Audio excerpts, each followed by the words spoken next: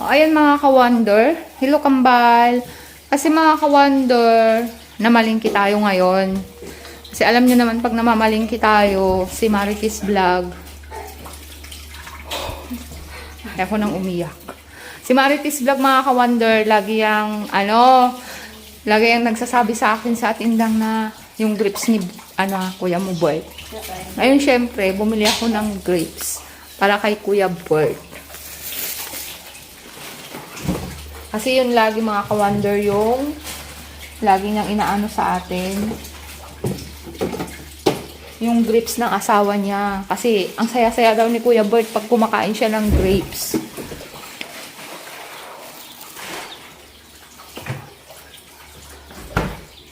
Akala ko wala nang lalabas na luha pero parang gusto kong pigilang umiyak kasi masakit pa rin yung ulo ko hanggang ngayon. Sa totoo lang, ngayon lang ako naligo simula nung nawala si Ate Indang kasi sobrang sakit ng ulo ko, ang bigat ng katawan ko. Parang lalagnatin ako yung pakiramdam ko. Ngayon mga ka-wonder, ngayon Marites Vlog, Ate Indang, makakakain na naman ng grapes yung asawa mo. Si Kuya Bert, yung pinakamamahal mong asawa. Ngayon mga ka-wonder, hahatiran natin siya. Ayun, nag-ano pa si Wonder Kasambahay Vlog. Kasi nga, namalingki kami kanina, daming prutas. Ito, ibigay natin sa kanya to. Kasi alam ko magiging masaya dito si Marites Vlog. Kasi may kakainin yung pinakamamahal niyang mister.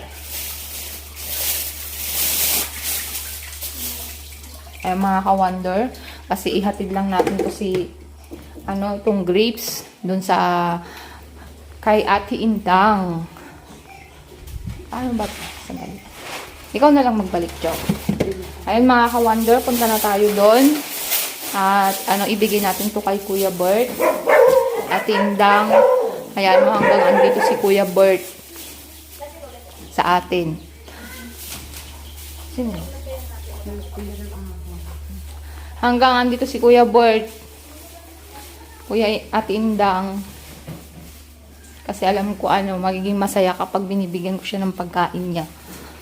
Ay mga ka-wonder, hatid lang natin to. Punta tayo dun sa bahay ni Marites Vlog.